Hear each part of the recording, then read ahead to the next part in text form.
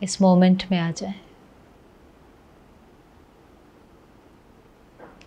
इस मोमेंट में अपने को कहें,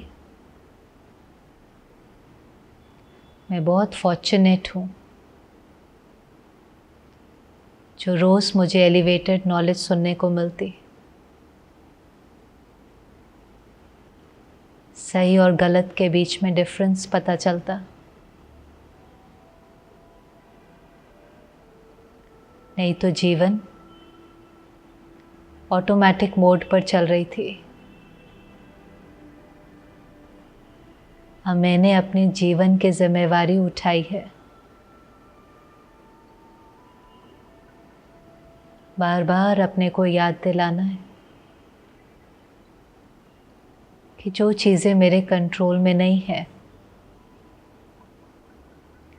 उन्हें एक्सेप्ट करके अपने से पूछें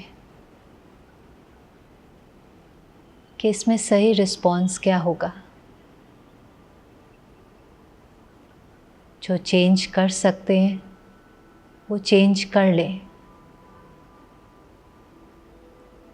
लेकिन जो चीज़ चेंज नहीं कर सकते उसके बारे में व्यर्थ सोचकर,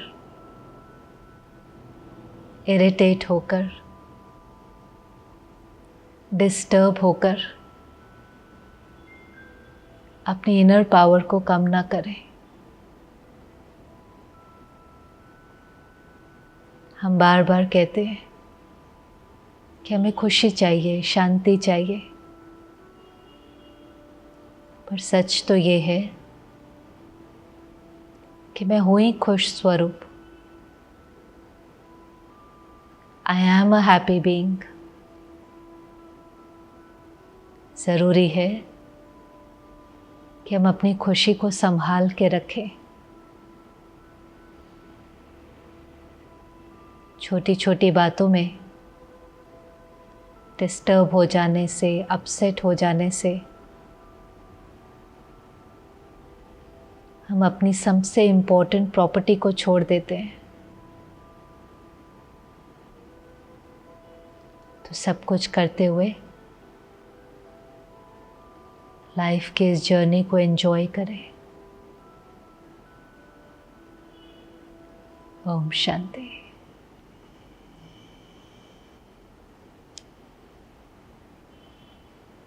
बहुत इम्पोर्टेंट है कि हम लाइफ की जर्नी को एंजॉय करें। बढ़ तो रहे हैं आगे, अचीव भी कर रहे हैं, एक्वायर भी कर रहे हैं, आगे भी बढ़ते जा रहे हैं पोजीशन में, धन में, हर चीज़ में। पर इम्पॉर्टेंट है कि जर्नी को एंजॉय कर रहे हैं कि नहीं कर रहे हैं।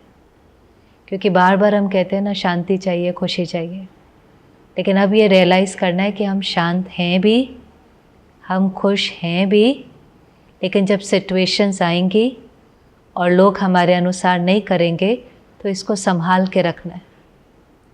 जो हम कल भी बात कर रहे थे कि गुस्सा करना चाहिए कि नहीं करना चाहिए, और जैसे भाई ने भी अभी कहा कि गुस्सा नहीं करते हैं तो फिर लोग हमें ग्रांटेड ले लेते हैं।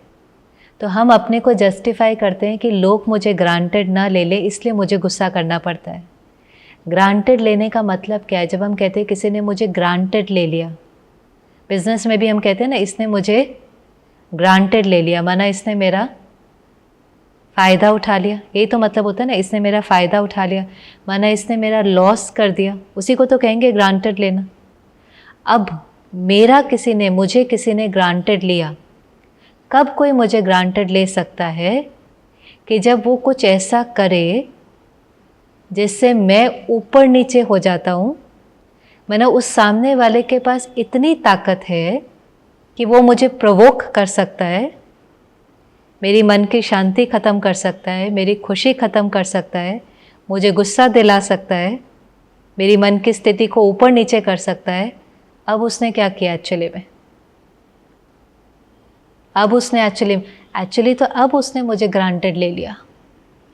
इतनी पावर हमने लोगों को दी हुई है कि वो हमारे मन के ऊपर प्रभाव डाल रहे हैं। उनकी वजह से हम सारा दिन ऊपर नीचे हो रहे हैं। काम कराना है, नो डाउट, काम तो कराना है, टारगेट्स भी अचीव करने हैं, डेडलाइंस भी बनी हुई हैं, हर चीज़ की कोई डेट है, कोई टाइम है, उस तक काम करना है। लेकिन काम कराने के और काम करने के कई तरीके होते हैं। अब चूज़ करना है। जब हम गुस्सा करते हैं तो भी काम हो जाता है, लेकिन अब उसके डिसएडवांटेज देखते हैं, क्या क्या उसके नुकसान हैं। मैंने जब गुस्सा किया, मुझे आपके ऊपर करना है, लेकिन पहले मुझे क्रिएट कहाँ करना पड़ेगा? पहले मुझे क्रिएट, भी मुझे गरम कोयला किसी के ऊपर फेंकना है, तो हाथ पहले किसका जलेगा? मेरा जलेगा कि नहीं जलेगा? मुझे उठाकर आप पे फेंकना है। आपके पास तो फिर चॉइस है। आप तो अगर साइड में हो गए तो आपको वो चीज़ लगेंगी नहीं जो लोग कर लेते हैं। कहते ये तो रोज़ ही गुस्सा करते रहते हैं, थोड़ी देर बोलेंगे उसके बाद चुप हो जाएंगे। देखा आपने, हम भी तो कितनी बार कर लेते हैं। सुन भी सारा लेते हैं, फिर कैंटीन में जाएंगे, कहीं पर जाएंगे, कैफ़े में जाएंगे, उसी व्यक्ति के बारे में सारे के सारे आपस में बात करने लगते हैं, हंसते हैं, मजाक उड़ाते हैं, एक कान से सुनते हैं, दूसरे से निकाल देते। होता है कि नहीं होता? लेकिन जो कर रहा है, जिसको लगता है कि ये करना ज़रूरी है, इसके बिना काम नहीं होता है, चाहे मुझे काम के लिए कोई भी मैं जस्टिफिकेशन देता हूँ, उसको क्रिएट तो पहले यहाँ करना पड़ेगा कि नहीं? मुझे मुख से कुछ आपको गलत बोलना है, ऊंची आवाज़ में बोलना है, तो पहले यहाँ क्रिएट करना पड़ेगा कि नहीं? तो वो सबसे पहले किसको इफ़ेक्ट करेगा? किसकी खुशी को गायब करेगा? ऐसा हो सकता है कि हम किसी पर गुस्सा करें और हमारी खुशी ना गायब हो। ये पॉसिबल है, क्योंकि कई लोग कहते हैं नहीं नहीं हम सिर्फ एक्ट करते हैं, हमें आता नहीं है, हम केवल प्रिटेंड करते हैं। आज जो बेस्ट एक्टर होते हैं ना, जिनको अवार्ड्स मिलते हैं, वो भी कहते हैं कि एक्टिंग करने के लिए पहले वो चीज़ हमें फील करनी पड़ती है। अगर हम उसको फील नहीं करते हैं तो वो रियल नहीं लगता है। और हम तो कहते हैं कि नहीं नहीं हम इतने अच्छे भी एक्टर नहीं है कि हम सोचें हम प्रिटेंड कर लेंगे। ये संस्कार बनने लगता है।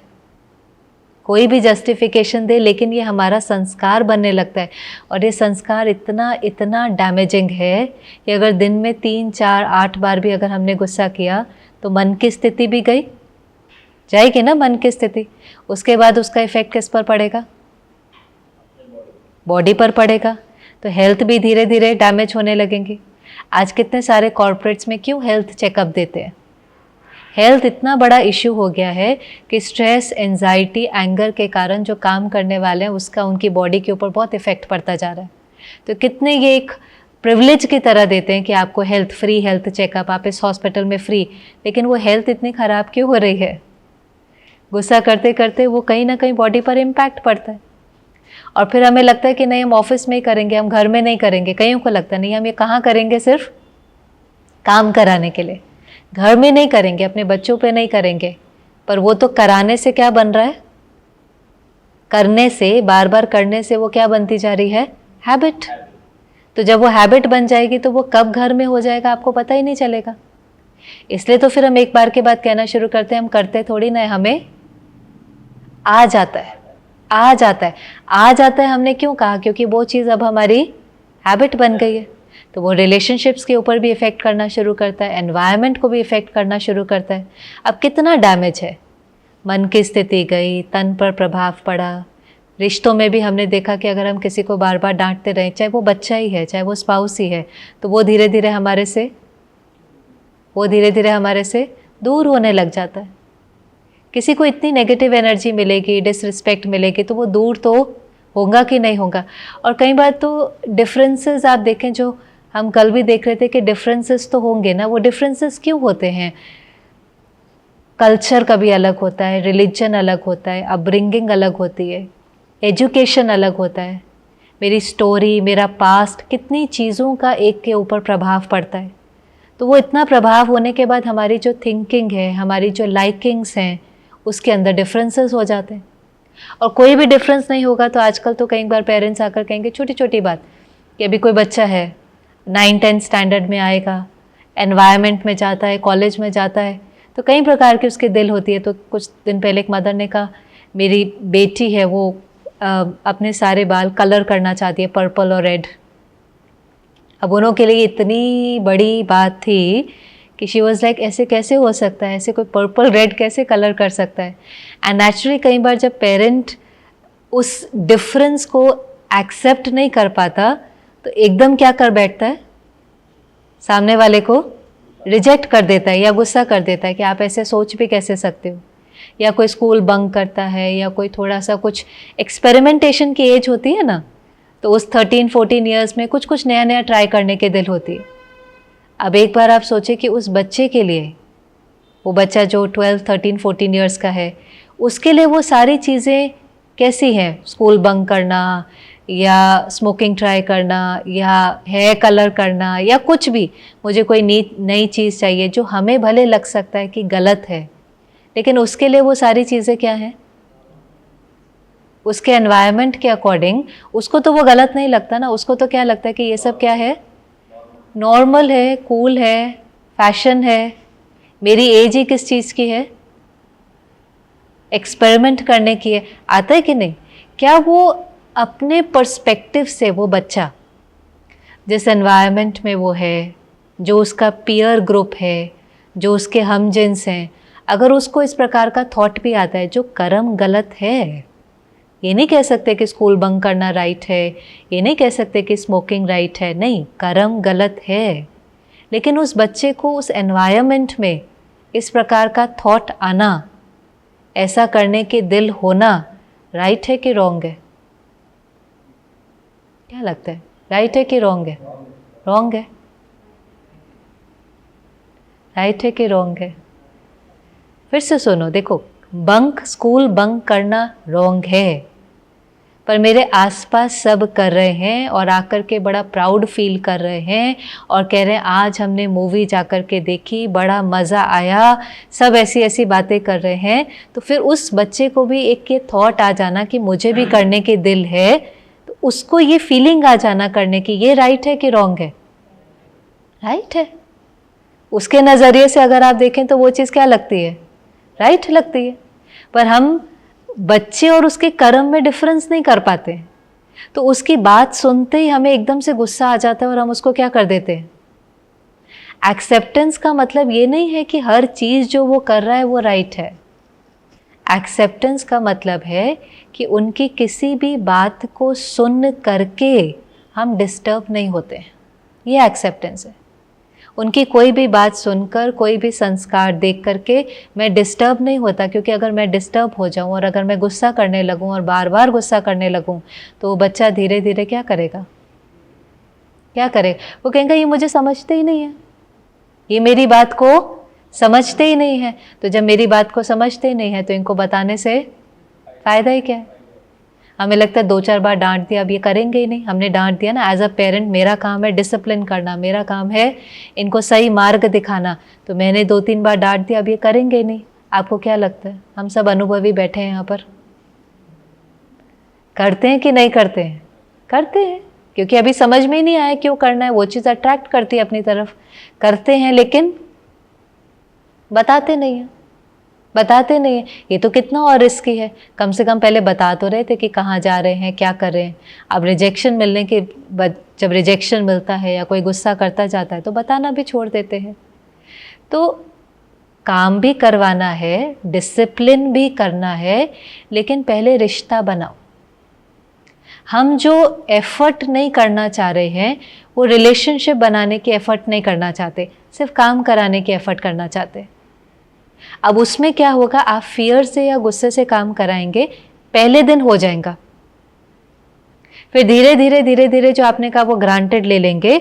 अब वो पहले दिन हो जाएगा, लेकिन अगर किसी को नेगेटिव एनर्जी मिलती रहेंगी, वो हमारे कारण हर्ट होते रहेंगे, वो हमारे कारण दुखी होते रहेंगे, तो 2-4-10 दिन के बाद, नहीं तो 2-4 महीने के बाद, पहले आप एक बार कहते थे तो वो काम करेंगे, फिर वही काम करने के लिए आपको कितनी बार कहना पड़ेगा, 3 बार, 5 बार, फिर धीरे धीरे और समय बीतता जाएगा, फिर वो भी तो थोड़े रिवेंजफुल हो जाते हैं ना, उनको भी पता है कि ये काम नहीं करेंगे तो इनका नुकसान हो जाएगा। फिर मुझे दुख आपसे मिलेगा तो मेरे अंदर भी इतनी ताकत तो नहीं है, कोई सब स्पिरिचुअल इवॉल्व्ड तो नहीं है, तो वो रिवेंजफुल होने लगते हैं, वो भी सोचते हैं कि कैसे इनको दुख दें। तो उनको भी पता है कि थोड़ा सा काम नहीं करेंगे, डिले करेंगे तो ये भी हमारे कारण से परेशान होंगे। तो गुस्से का जो वेपन है वो पहले काम करता है, धीरे धीरे वही बात 4 बार कहनी पड़ती है, 10 बार कहनी पड़ती है, 20 बार कहनी पड़ती है, फिर एक दिन आता है कि हम ही कहते हैं कितना भी इनको बोल लो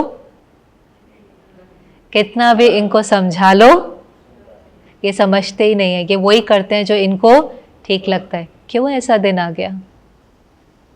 ऐसे नहीं है कि वो समझते नहीं हैं, वो समझते हैं लेकिन करना नहीं चाहते। समझने में क्या, हमने कोई बात करी उनको समझ में आ गई, लेकिन वो समझते नहीं है कि मतलब है कि वो वैसा करना नहीं चाहते हैं, वो और ही थोड़ा सा रिबेलियस एटीट्यूड हो जाता है ना। जैसे किसी के कहेंगे टीवी बंद कर दो, तो वो क्या करेगा, उसकी वॉल्यूम और बढ़ा देंगे। आप मुझे परेशान कर तो मैं इस तरह से आपको परेशान करूँगा। और वहीं पर जब हम रिश्ता बनाने की मेहनत करते हैं ना, तो उसमें थोड़ा टाइम लगता है। जब हम रिश्ता बनाते हैं तो शुरू में हमको हो सकता है कि वो बात 10 बार कहनी पड़ती है प्यार से, नहीं नहीं आपको ऐसे नहीं करना है, स्कूल बंक नहीं करना चाहिए, ऐसा करेंगे तो इससे ये लॉस होगा, इससे ये नुकसान होगा, स्टडी का नुकसान होगा, आपको सेल्फ रिस्पेक्ट में रहना है, भले सब भी कह रहे हैं पर हमें राइट करना है। जो भी वो चीज़ समझाने में, एजुकेट करने में, इंस्पायर करने में कई बार 10 बार भी लग जाएगा। वो कहेगा नहीं मुझे तो करना ही है। फिर आप बैठ करके उनके साथ कॉन्वर्सेशन करेंगे, फिर आप उनके साथ बैठ करके कॉन्वर्सेशन करेंगे, क्योंकि आप जब उनको ये कहेंगे ना कि आई कैन अंडरस्टैंड आपको ये करने की दिल क्यों होती है, मैं समझ सकता हूँ कि आप अपने पर्सपेक्टिव से राइट हो, आई कैन अंडरस्टैंड, लेकिन तो आपने पहले उनको क्या किया, समझा, स्वीकार किया, उनकी बात को सम्मान दिया, तो वो रिश्ते में दूर जाने की जगह नज़दीक आ जाते हैं। वो हमारी बात सुनते हैं, वो समझते हैं, वो करने की कोशिश करते हैं, तो भी कर पाएंगे कि नहीं कर पाएंगे। और फिर धीरे धीरे, चाहे ये घर में बच्चा है, चाहे स्पाउस है, चाहे एम्प्लॉई है, आप अगर उनको एक्सेप्ट करते हैं, रिस्पेक्ट देते हैं, एक दिन ऐसा होगा वो कहेंगे आप घर जाओ हम काम करके आएंगे। आप कहेंगे नहीं टाइम हो गया अभी जाओ, वो कहेंगे नहीं नहीं नहीं नहीं ये बहुत इंपॉर्टेंट काम है ना, हम इसको पूरा करके ही जाएंगे। होते हैं ऐसे भी कुछ के नहीं होते, क्योंकि इतनी रिलेशनशिप स्ट्रॉन्ग हो जाती है कि अब आपको कहना भी नहीं पड़ता ये करो, वो अपने आप ही करते हैं, अपने आप ही करते चले जाते हैं। अब अपने से क्वेश्चन पूछना है कि इन्वेस्ट एनर्जी कहाँ करनी है, रिलेशनशिप बिल्ड करने में एनर्जी इन्वेस्ट करनी है कि केवल काम कराने में करनी है? काम उससे भी हो जाएगा, हम लोग भी काम कराते हैं, लेकिन हमेशा अंदर में ध्यान रहता है कि काम कराते समय भी ऐसा नहीं होना चाहिए कि बाहर प्रॉफिट होता जा रहा है और अंदर में लॉस होता जा रहा है। आज हम सारा काम भी किस लिए कर रहे हैं कि काम करेंगे, धन कमाएंगे, धन कमाएंगे तो उससे जीवन में क्या होगा, सुख मिलेगा, खुशी, सब कुछ कर किस लिए रहे हैं एक्चुअली, तो कि जीवन में अच्छा लगे, खुशी मिले, कंटेंटमेंट हो। और वहीं पर ही हमने सारा दिन अगर ठीक से बिहेव नहीं किया, किसी को दुख दे दिया, तो फिर बाहर के लेवल पर देखेंगे कि ग्रो कर रहे हैं, लेकिन इंटरनली अंदर में खालीपन अनुभव होगा, अंदर में अच्छा नहीं लगेगा। तो बाहर अंदर लॉस होता जा रहा है और बाहर भले प्रॉफिट होता जा रहा है, तो भी कंफर्टेबल लाइफ में फील नहीं होगा। एक बारी बाहर लॉस हो जाए, अंदर लॉस नहीं होना चाहिए। अगर दोनों में चूज भी करना पड़े ना कभी कि बाहर का नुकसान और अंदर का नुकसान, तो भी कौन सा नुकसान चला लेना चाहिए, लेकिन अंदर अपनी वैल्यूज़ के साथ कॉम्प्रोमाइज़ नहीं करना चाहिए, अपने पीस ऑफ माइंड के साथ, अपनी खुशी के साथ, उसके साथ कॉम्प्रोमाइज़ करते करते तो फिर ऐसा दिन आता है कि कहते हैं सब कुछ है लेकिन मुझे अच्छा फील नहीं होता है। एक्चुअली हम फील क्या करते हैं, हम दो ही चीज़ें फील करते हैं, एक जो मैं सोच रहा हूँ उसको फील करते हैं, और दूसरा लोग मेरे बारे में क्या सोच रहे हैं उस वाइब्रेशन को फील करते हैं। ये हमारी फीलिंग है। अगर मैं जो सोच रहा हूँ उसकी क्वालिटी भी अच्छी नहीं है तो भी हम कंफर्टेबल नहीं होंगे, और दूसरे मेरे बारे में क्या सोच रहे हैं वो भी अगर अच्छी क्वालिटी नहीं है तो उनका वाइब्रेशन भी मुझे अच्छा फील नहीं कराएगा। तो फिर ऐसा एक दिन हो सकता है कि हम कंफर्टेबल हैं लेकिन ज़रूरी नहीं है कि हम खुश हैं। दोनों में फ़र्क है, एक है कंफर्टेबल लाइफ और दूसरा है हैप्पी लाइफ। कंफर्टेबल हो सकते हैं क्योंकि हमने काम किया और धन कमा लिया, लेकिन शायद काम करने का तरीका ठीक नहीं था, तो कंफर्ट सारे आ गए क्योंकि धन आ जाएगा, चीज़ें आ जाएंगी, लाइफस्टाइल इंप्रूव हो जाएगा, कंफर्टेबल हो जाएंगे, पर मेरी भी सोच ठीक नहीं है और दूसरों की सोच भी मेरे प्रति ठीक नहीं है, तो इसलिए फिर लाइफ में वो खुशी नहीं आती। इसलिए हम शब्द ही क्या यूज़ करते हैं, हम कहते हैं कर्म योग। कहते हैं ना, कई लोग कहते हैं भाई कर्म ही मेरी पूजा है, हम कर्म योग करते हैं, यही हमारे लिए, कर्म ही हमारे लिए भगवान है, वर्क इज़ वर्शिप। कहते हैं कि नहीं कहते? कई लोग क्या तो लिखा भी होता है वर्क इज़ वर्शिप। लेकिन कैसा वर्क? एक तरफ हमने कहा कर्म ही हमारी पूजा है, और उस कर्म में अगर हमने दो चार को दुख दे दिया तो आप उस कर्म को पूजा कह सकते हो क्या? उस वर्क को वर्शिप कह सकते हो क्या? परमात्मा तो हमें कहता है बहुत ध्यान दो, ना दुख लो। ये बहुत डीप कार्मिक अकाउंट है।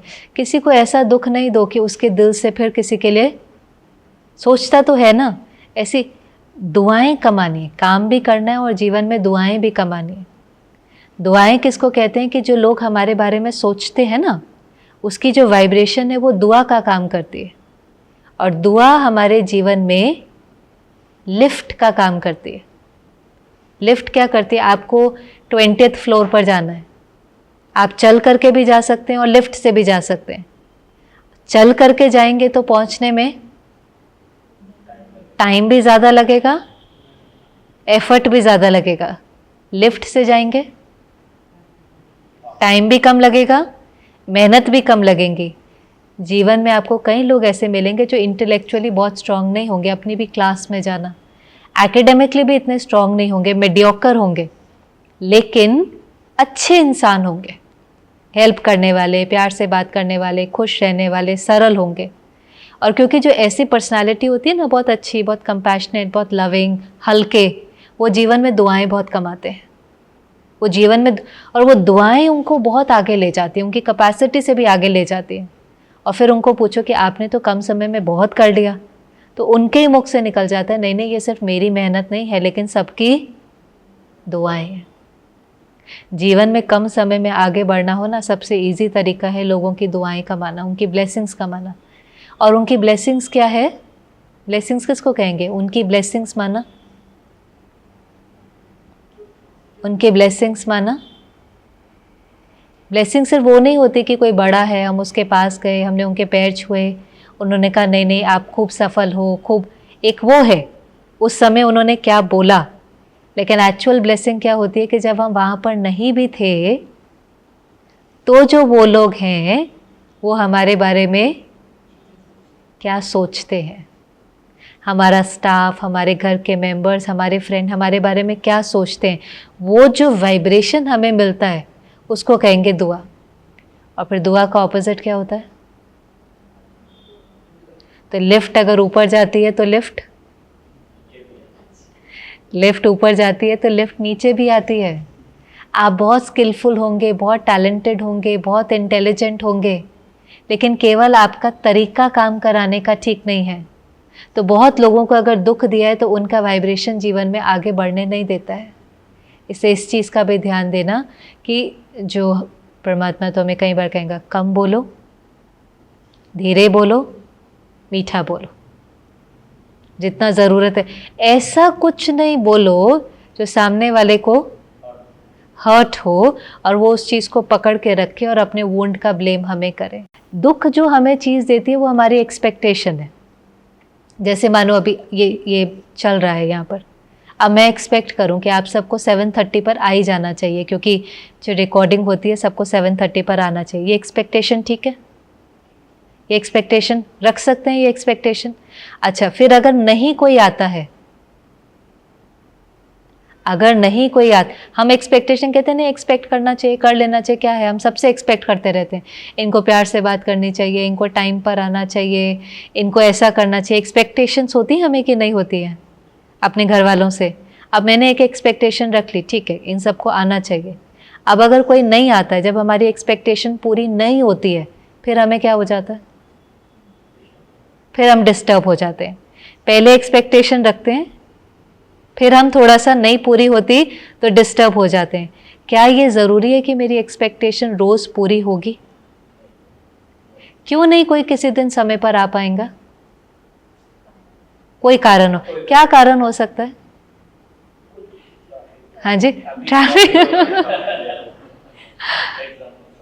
ट्रैफिक में फंस सकते हैं, और बोलते जो क्या कारण हो सकता है कि जो हम लेट हो जाते हैं, किसी भी दिन आते नहीं हैं, लेट हो जाते हैं? ट्रैफिक हो सकता है, कोई दूसरा इम्पोर्टेंट काम हो सकता है, कोई और दूसरी कमिटमेंट हो सकती है, और कोई मिल जाता है। अब उसको इग्नोर थोड़ी ना करेंगे यहाँ आने के लिए। नहीं, सही बात है, जेन्युइन बात है, कोई मिल जाता है, 2 मिनट उससे बात करने लगते हैं, है ना वैलिड सारे रीजंस, सब वैलिड है ना। पर मैं कहूँ नहीं नहीं नहीं, आपको तो आना चाहिए टाइम पर, अगर आप नहीं आएंगे तो मैं हर्ट हो जाऊंगी। कहाँ तक ये ठीक है? हम किसी से रिक्वेस्ट कर सकते हैं, बार बार प्यार से कह सकते हैं, इन्फ्लुएंस कर सकते हैं, इंस्पायर कर सकते हैं, उनको एक्सप्लेन कर सकते हैं कि क्यों हम टाइम पर कर रहे हैं। फिर भी एक्सपेक्ट करना कि सारी दुनिया मेरे अनुसार चले, हर व्यक्ति मेरे अनुसार कार्य करे, उसको करना ही चाहिए। और अगर वो नहीं करेगा तो हम डिस्टर्ब हो जाएंगे, अपसेट हो जाएंगे। तो ये तो फिर प्रॉब्लम उनकी नहीं है। फिर इस प्रकार के एक्सपेक्टेशंस रखना तो फिर ये तो कहीं हमारी प्रॉब्लम है कि हमने समझा नहीं है कि सब चाहते भी होंगे तो भी पॉसिबल नहीं है कि वो हर समय हमारे अनुसार कर सके। और कभी कभी तो इतनी हमें हमारी एक्सपेक्टेशन से अटैचमेंट होती है कि हम रुक करके सामने वाले को पूछते भी नहीं हैं कि क्यों ऐसा हुआ। हम तुरंत ही, पूरी नहीं होती एक्सपेक्टेशन तो अंदर में पहले से ही गुस्सा आने लग जाता है, और तुरंत ही वो गुस्सा फिर उनके ऊपर निकल जाता है, वो रिश्ता खराब हो जाता है। इतनी भी हमारे अंदर उस समय कई बार पेशेंस नहीं होती कि हम सामने वाले को सुने तो सही, उसने ऐसा क्यों किया। कुछ दिन पहले की बात थी, ऐसी क्लास चल रहा था, किसी को बोला फ़ोन ऑफ करना। अभी छोटा ही ग्रुप था, कई बार बोला था, उसमें एक बहन थी, कई बार रिक्वेस्ट करने के बाद भी उसका बज गया। थोड़े समय पहले की बात है। तो इमीडिएट मुझे क्लास के बाद आया, मैंने उसको कहा आपको बोला तो था, इतनी बार तो बोला था। हल्का सा जैसे व्यक्ति को एक्सपेक्टेशन होती है तो वो अंदर में इरिटेट होने लग जाता है ना, कि कितना भी समझाओ करते नहीं है। तो कहा इतनी बार तो बोला था, देखो आपको रखना चाहिए ना, आपके कारण कितना ऐसा हुआ।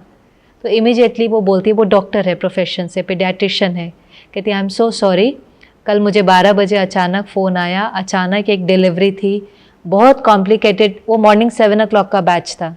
कहती बहुत इंपॉर्टेंट डिलीवरी थी, कॉम्प्लिकेटेड थी, सब कुछ करते करते 6 हॉस्पिटल में ही बच गए। फिर मुझे ऐसा होता था कि मैं किसी भी कारण से क्लास मिस नहीं करूं, तो मैं डायरेक्ट हॉस्पिटल से क्लास के लिए आई हूं, पर मुझे मेरा फ़ोन ऑन रखना पड़ा, क्योंकि अगर वहाँ कोई कॉम्प्लिकेशन हो तो वो मुझे कॉल कर सके, मुझे कांटेक्ट कर सके। मेरा ध्यान नहीं गया, वो मुझे ऑन रह गया। अब एक बार तो मुझे एकदम पहले मैं रिएक्ट कर दिया, और फिर उसकी सारी कहानी सुनकर मुझे हुआ कि वो पहले तो 12 बजे बेचारी हॉस्पिटल गई, सारी रात ऑन ड्यूटी थी, सारी रात ऑन ड्यूटी होने के बाद भी वो आती है केवल कि मेरा मिस नहीं हो, और ही उसको सपोर्ट करने के बजाय या प्यार से कहने के बजाय हम उस पर क्या हो जाते हैं, गुस्सा कर जाते हैं। And so many times I have realized in my life कि जैसे ही आप सामने वाले की स्टोरी सुनते हो, आपका तुरंत गुस्सा कंपैशन में बदल जाता है। आप स्टाफ भी है, कोई भी, आप उनकी कहानी सुनेंगे ना, तो आपको तुरंत आपका जो गुस्सा है, आपको लगेगा नहीं नहीं मुझे तो और ही इसको सपोर्ट करना चाहिए, कोऑपरेट करना चाहिए। क्यों कोई लेट आ रहा है, क्यों, क्या कारण है, उसके घर में क्या चल रहा है। कुछ समय पहले यहाँ बोरीवली में एक स्कूल है, उस स्कूल में हम प्रोग्राम करते थे, तो उसकी प्रिंसिपल मिली। तो उसके प्रिंसिपल ने, उस स्कूल के अंदर एक वैल्यू एजुकेशन का प्रोग्राम चलता था, टच द लाइट का, माना वो 5th 6th 7th स्टैंडर्ड के बच्चों के लिए था। तो प्रोग्राम पूरा होने के बाद वो प्रिंसिपल मिली और कहते कि मैं एक बहुत डिलेमा में हूँ, एक बहुत कन्फ्यूजन में हूँ। कहा क्या हुआ? कहते एक बच्चा है जिसका बिहेवियर थोड़े समय से ठीक नहीं है, वो थोड़ा अब्यूज़िव लैंग्वेज भी यूज़ करता है, कभी कभी वायलेंट भी हो जाता है, और सारे पेरेंट्स अब एक प्रकार से धरना दे करके बैठ गए हैं कि आप इस बच्चे को स्कूल से निकालो। अगर आप इस बच्चे को स्कूल से नहीं निकालेंगे तो हमारे बच्चों के ऊपर इस बच्चे का गलत प्रभाव पड़ रहा है। वो ऐसी लैंग्वेज यूज़ करता है, हमारे बच्चे पिकअप कर लेते हैं, वो वायलेंट होता है, हमारे बच्चे पर प्रभाव पड़ता है। तो आई सेड ठीक है, अगर आपको ऐसा कोई डिसीजन लेना है। एंड देन शी सेड मैं प्रिंसिपल हूँ स्कूल की, मेरा काम है बच्चों का भविष्य बनाना। वो बच्चे बिन बिन स्टोरीज लेकर के आते हैं। आज अगर मैं इस बच्चे को स्कूल से बाहर निकाल देती हूँ, हो सकता है कल को जाकर ये टेररिस्ट बन जाए। एंड आई डिडंट अंडरस्टैंड कि वो इतना एक्सट्रीम में क्यों जा रही है, क्या बात है। तो फिर उसको पूछा मैंने, क्या बात है, क्यों आप ऐसा कह रहे हो। तो कहा ये बच्चा जो है ये 5th स्टैंडर्ड का बच्चा है और इसके घर में लगभग हर दिन पेरेंट्स का आपस में झगड़ा रहता है, वो घर में झगड़ा होते हुए देखता है, वायलेंस होते हुए देखता है, और कभी कभी तो उसके फादर उसको भी बेल्ट से मार देते हैं, मतलब वायलेंट हो जाते हैं। और इतनी सफोकेशन और अग्रेशन लेकर के ये बच्चा आता है, इस कारण से जो इसका अग्रेशन है वो टीचर्स पर निकल जाता है। वो कहेंगे खड़े हो तो वो खड़े नहीं होगा, वो कहेंगे कि कहीं जाने से पहले आप गुड मॉर्निंग करो तो वो करेगा नहीं, वो रिबेलियस एटीट्यूड उसका दिखाई देता है। तो कहती मुझे इसकी स्टोरी पता है, मुझे पता है कि आज अगर हम मिल करके एज अ कम्युनिटी इसको हील नहीं करेंगे, और आज एक स्कूल रिजेक्ट करेगा, पेरेंट्स रिजेक्ट करते हैं, फ्रेंड्स रिजेक्ट करते हैं, फ्रेंड्स के पेरेंट्स रिजेक्ट करते हैं, तो अगर इतना रिजेक्शन इस बच्चे को मिलता जाएगा मिलता जाएगा मिलता जाएगा, तो ये बच्चा कल को फिर ऐसा कुछ करेगा कि नहीं करेगा, और फिर कौन रिस्पॉन्सिबिलिटी उठाएगा इस बच्चे की। तो कहा मुझे रिस्पॉन्सिबल फील होता है, मुझे फील होता है कि हम थोड़ा सा इसके ऊपर मेहनत करें। और फिर हमने डिसीजन लिया कि नहीं, अच्छा ठीक है, हम टीचर्स और पेरेंट्स के साथ बैठकर एक मीटिंग करते हैं और उन्हें कहते हैं कि आप थोड़ा समय दो, 3 महीने का समय दो, 3 महीना उस बच्चे के ऊपर प्यार से मेहनत करने दो। एंड धीरे धीरे ये जो टच द लाइट का ग्रुप था, बहनें जाती थी, क्लासेस कराती थी। पहले जब उस बच्चे को कुछ पेंट करने के लिए देते थे तो वो हमेशा ब्लैक कलर ही उठाता था, जो पेंट करता था ब्लैक कलर से ही पेंट करता था, कोई दूसरा कलर ही नहीं उठाता था। ब्लैक कलर यूज़ करने से पता चलता था कि उसके अंदर में कितनी डार्कनेस है, कितना दर्द है, वो ब्लैक कलर ही उठाता था। फिर धीरे धीरे उसने अलग कलर्स यूज़ करने लगे। फिर धीरे धीरे उसने, क्योंकि बहनें प्यार से ओम शांति कहती थी, तो गुड मॉर्निंग नहीं लेकिन ओम शांति कहना शुरू कर दिया। फिर कभी कभी तो किसी दिन कोई बहन जाती थी तो जैसे उसको साइड से उसका जो पल्लू होगा ना उसको खींच करके कोई बात करना। और धीरे धीरे जब उसको किसी ने सिर्फ ये नहीं देखा कि ये अब्यूज़िव है या ये मना सबके लिए एक डिस्टर्बेंस है, ये सबको और तंग कर रहा है, ऐसे ना देख करके देखा कि ये भी एक ब्यूटीफुल यूनिक सोल है, डिफ़िकल्ट टाइम से गुजरी है, हमें इसको हील करना है। तो धीरे धीरे धीरे धीरे थोड़ा थोड़ा चेंज उसके अंदर आने लगा। फिर तो मुझे नहीं पता आगे क्या हुआ, पर out of my experience I have always felt कि we don't know what the other person is going through. हमें तो धीरे धीरे मर्सीफुल कंपैशन अपना संस्कार ही बना लेना चाहिए कि कुछ होगा एज अ पर्सन, मेरी रिस्पॉन्सिबिलिटी, हम इनको एम्पावर कर सकते हैं या हम इनको डिसएम्पावर कर सकते हैं। अब बात करते करते मुझे एक और बात याद आती है, अभी पीछे कितना ये हुआ ना कि ले ऑफ करना है सबको। अब कईयों को तो ले ऑफ करे मैंने काम से निकाल रहे थे क्योंकि हर एक को वर्क फोर्स कम करना था। अब एक बहन मेरे पास आई, वो उस कंपनी की HR है। अब वो HR है तो ये काम उसके ऊपर आ जाता है, उसको कहा जाता है कि आप बैठ करके इतने लोगों को बोलो कि आपको कल से काम पर नहीं आना है। अब बताओ कितना डिफ़िकल्ट जॉब है, जिसको बोलना है एक एक को। तो उसने जाकर के फिर बॉस को कहा कि अभी हमें, उनके बच्चे हैं, उनकी स्कूल की फ़ीस है, कई लोग रेंट पे रह रहे हैं, कम से कम उन्हें 3 हफ्तों का तो टाइम देना चाहिए ना, 3 वीक्स या 3 मंथ्स कुछ तो टाइम देना चाहिए ना। तो वो बॉस उस लेडी को, जो वर्किंग, जो HR में थी, वो बॉस उसको कहता है your empathy levels are too high, माना आपका बहुत ज़्यादा कंपैशन है, ऐसे आप वर्कफोर्स में टिक नहीं पाओगे, आपको डिसीजंस लेने हैं, स्ट्रॉन्ग बनना है। फिर वो धीरे से कहती है कि लेकिन so many people are dependent, एक एक के ऊपर, उस अर्निंग हैंड के ऊपर कितने लोग डिपेंडेंट हैं, थोड़ा तो समय हमें देना चाहिए। और वो उसको माना धीरे धीरे कन्विंस करते जाते हैं और फिर वो उसको कहता है ठीक है, ये आपकी रिस्पॉन्सिबिलिटी है, आपके पास 3 मंथ्स हैं, इतना कम हो जाना चाहिए। And then she was saying कैसे वो एक एक के साथ बैठ करके, एक एक को समझा करके, एक एक को रेफरेंस दे करके, ठीक है हमें कई बार डिसीजंस लेने पड़ेंगे, काम कराने में डिसीजंस लेने पड़ते हैं। हमने यहाँ पे टाइम सोचा है तो हम ये नहीं कह रहे हैं कि हर एक को टाइम पर आना पड़ेगा। हो सकता है कि आप नहीं भी आ पाते तो भी हमें दरवाज़ा बंद करना पड़ेगा, या हमें किसी को काम से बाहर निकालना पड़ेगा, या हमें किसी को कहना पड़ेगा कि हम आपको अभी नहीं रख सकते हैं, लेकिन ये सब कुछ भी क्या हम प्यार, रिस्पेक्ट और कंपैशन से कर सकते हैं? कभी कभी तो हमें लीगल हेल्प भी लेनी पड़ेगी। हमें किसी ने चीट किया है, हमें किसी ने धोखा दिया है, कोई प्रॉपर्टी का केस चल रहा है, हमें उस एक्सट्रीम तक भी जाना पड़ेगा कि शायद हमें लीगल हेल्प लेनी पड़े। It is okay. Full stop लगाना और पास्ट को छोड़ने का मतलब ये नहीं है कि हम जो हो रहा है होने दें।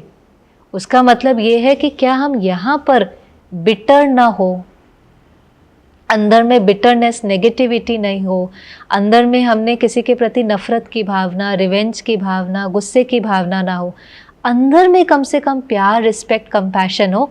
और बाहर भले स्ट्रॉन्ग डिसीजन भी लेना है, बाहर आपको ये भी डिसीजन लेना है कि आपको किसी को कहना है कि नहीं अब हमारे लिए पॉसिबल नहीं है, हमें आपको निकालना पड़ेगा, ये रेफरेंस है, आप यहाँ ट्राई कर ले, हमारी गुड विशेज़ हैं, वो स्ट्रॉन्ग स्टेप भी लेना पड़ेगा।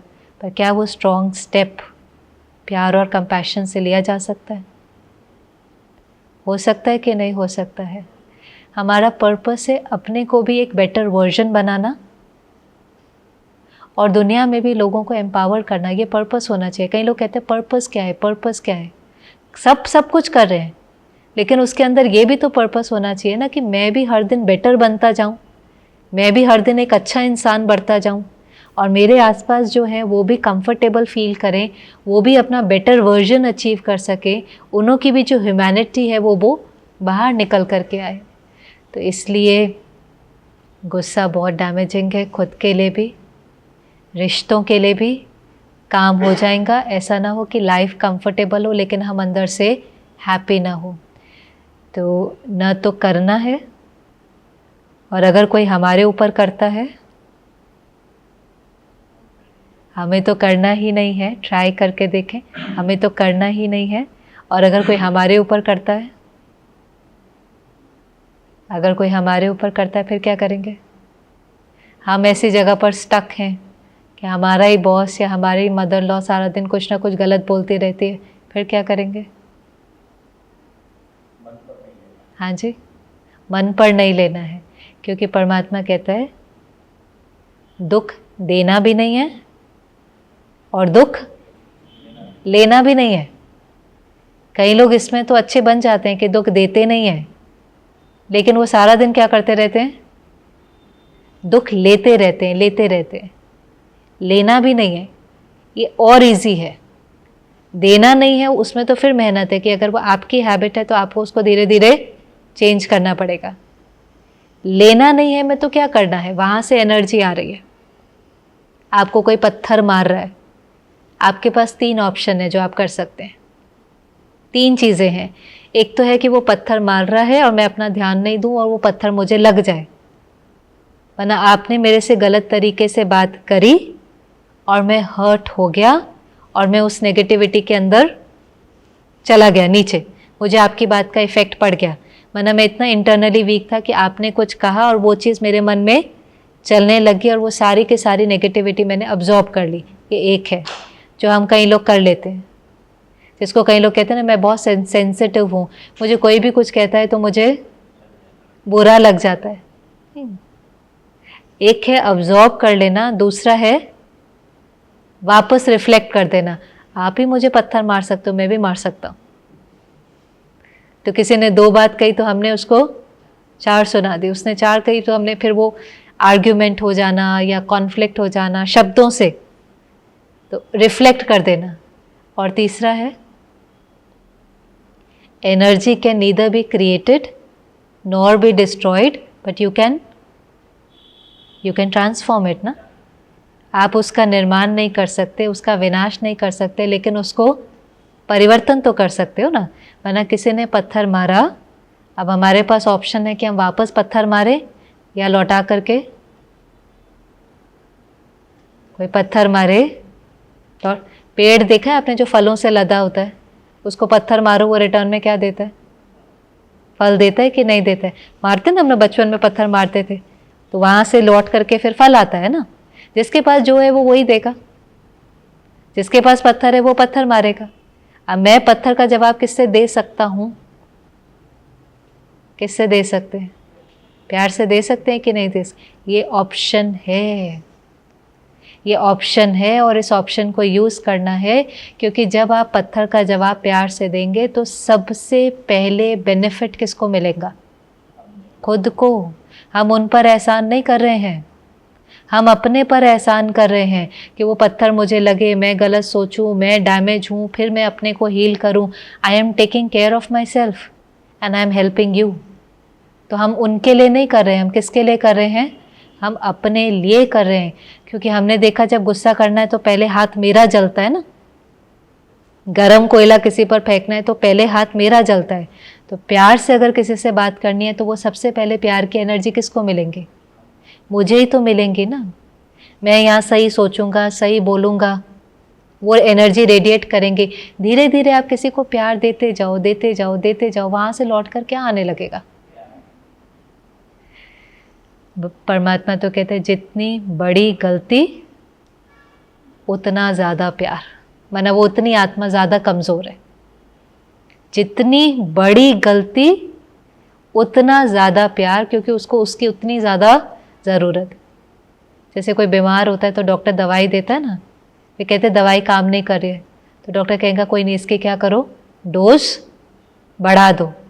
आप ये नहीं सोचो कि प्यार से काम नहीं होता। अगर इतने प्यार से नहीं हो रहा है ना तो फिर उसकी डोज क्या करो, बढ़ा दो।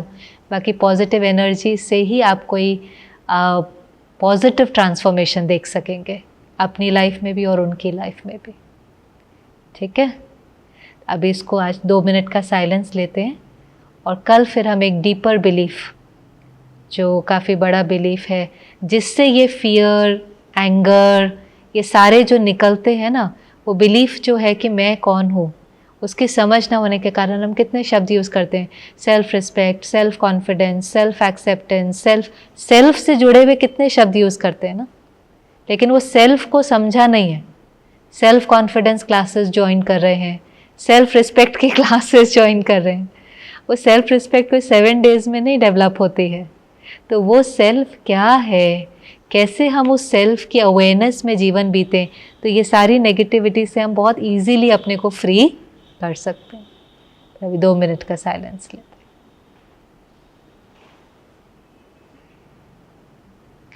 कंफर्टेबल होकर बैठे।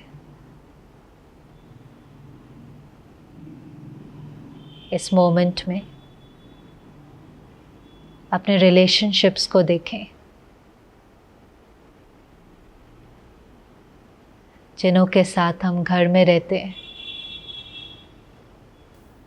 जिनके साथ हम काम करते हैं। क्या वो लोग मेरे से खुश हैं?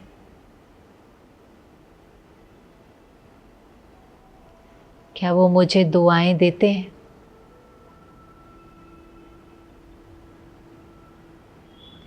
फील करने की कोशिश करें, क्योंकि उनकी दुआएं ही जीवन में आगे बढ़ने का साधन है।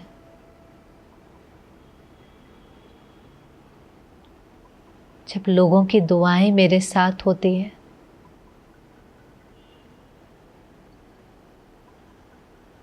तो हम बहुत कम समय में, कम मेहनत से आगे बढ़ जाते हैं। इसलिए अपने ऊपर ध्यान दें, ऐसे कुछ न बोले जो हमारे कारण किसी का दिल दुखी हो। उसके लिए उसके मन में हमारे लिए बद्दुआ निकले। हमारी सोच, हमारे बोल सुखदायी हो।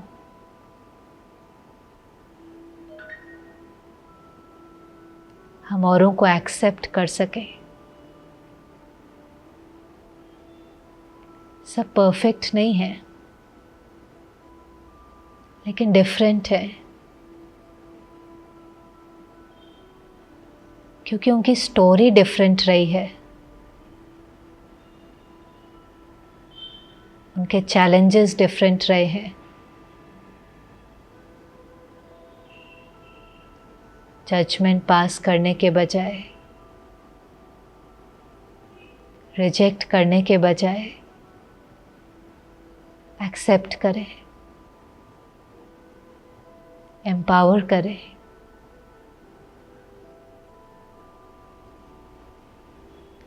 कंपैशन लोगों को हील करता है।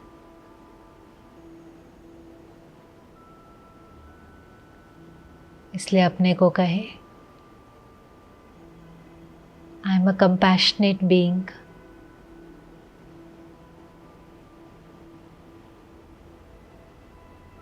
जितना अपने को समझते जाएंगे उतना औरों को समझना इजी हो जाएगा।